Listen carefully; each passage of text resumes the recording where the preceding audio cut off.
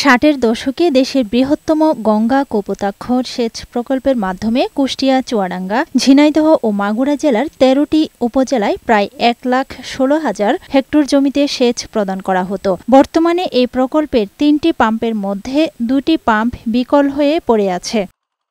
ভরাটের পাশাপাশি অনেক খালি দখল হয়ে গেছে। পর্যাপ্ত পানি সরবরাহ না পাওয়ায় ক্ষতির মুখে পড়েছে ৪ জেলার হাজার হাজার কৃষক। বেশিরভাগ মাঠেই ডিজেল চালিত স্যালো মেশিন দিয়ে সেচের পানির চাহিদা পূরণ করছেন তারা।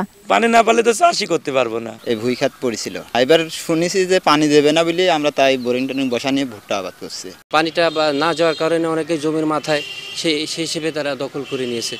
ভেড়ামারা পাম্প হাউজের কর্মকর্তারা জানান, দীর্ঘদিন ধরে পাম্প দুটির সংস্কার না হওয়ায় সচল একটি পাম্প দিয়েই কোনোরকম চলছে সেচ কার্যক্রম। দুটো বিকল পাম্পের মধ্যে একটি পাম্প কিন্তু আমরা গত ২১ সালে আমরা এটা যে ম্যানুফ্যাকচারিং কোম্পানি আছে জাপানি লিবারা কর্পোরেশন, তাদের সাথে আমাদের চুক্তি হয়েছে এবং কাজটা ইতিমধ্যে শুরু হয়েছে।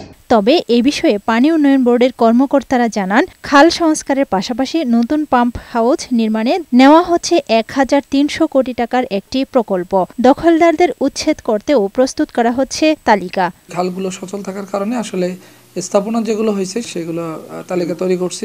অনেকটাই ড্যামেজ হয়েছে, এগুলো আমরা মেরামত করে পুনর্বাসন করব। ক্যানালের দুই পাশ দিয়ে আমরা পরিদর্শন রাস্তা করব। একটা উদ্যোগ নিচ্ছি, ২৪৫৬ কোটি টাকা প্রাকৃত ব্যয়ে একটা ডিপিপি আমরা সাবমিট করেছিলাম। জিকে প্রকল্প আধুনিকায়ন ও দখলদার উচ্ছেদ করা হলেই খরাপ্রবণ ৪ জেলার কৃষকরা পানি পাবে সারা বছর, বাড়বে ফসলের উৎপাদন, এমনটাই মনে করছেন সংশ্লিষ্টরা। আফরোজা সুলতানা, বৈশাখী সংবাদ।